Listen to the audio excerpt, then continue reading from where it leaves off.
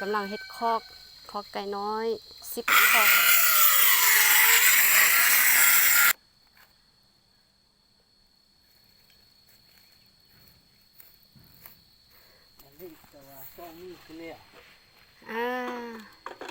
อุ้ยทางเทิงนี้ไอ้คือบ่เซอร์หลวงนี่เนี่ยไอ้เซอร์หลวงแปรนี่คือบ่เซอร์หลวงแปร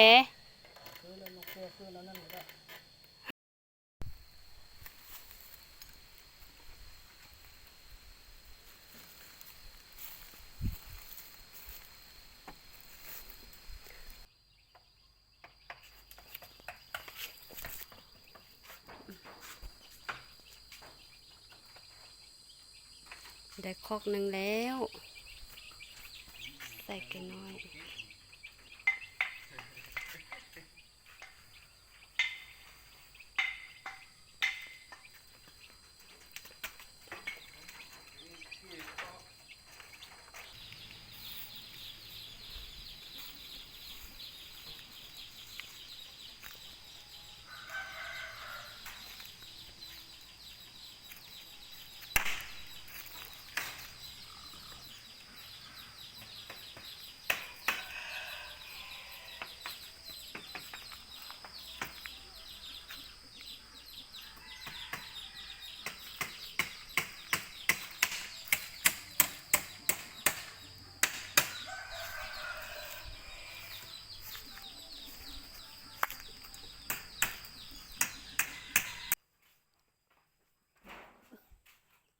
ประตูอยู่ทางใดทางนี้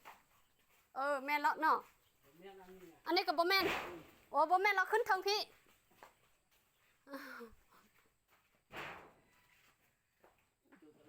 ป้าหันก่อนเลยบ่นึงจัง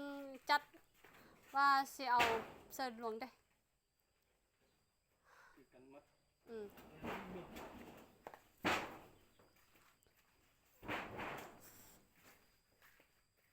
จึงบ่กินเนื้อที่ไร่บางทีมื้อหน้ายังเฮ็ดอีกเด้ถ้าไกลไร่นี่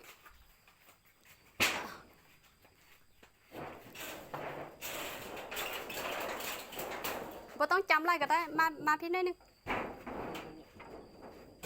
บ่ไปพื้น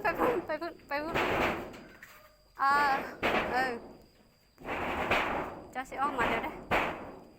ออกมาได้ปะ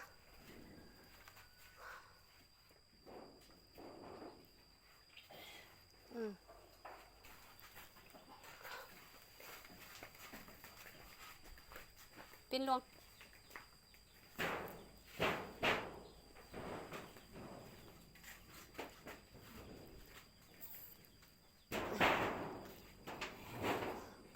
จำพุ่นเลยวันนี้ตัวใหญ่เนาะตัวใหญ่เขามาใส่นี่แต่ว่าเขาไปบอกไอ้ก่อนไปบอกไอ้ไล่คนยกนี่แล้วเราก็ไปแล้ว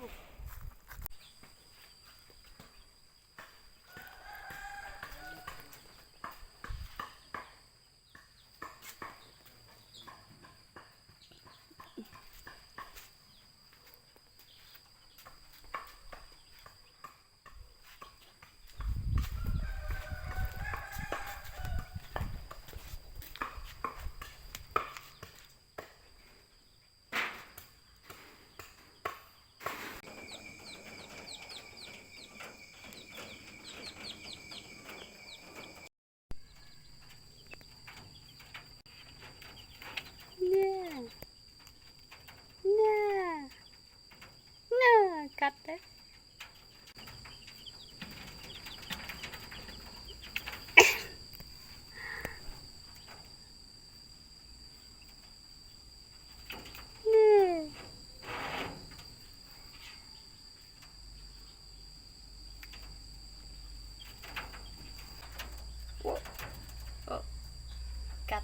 กัด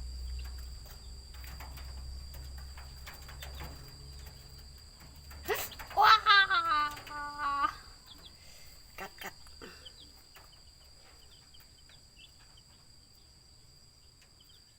โอ้ย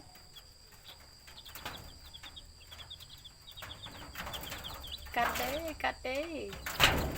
ด้ อ้ากัดแทเนาะ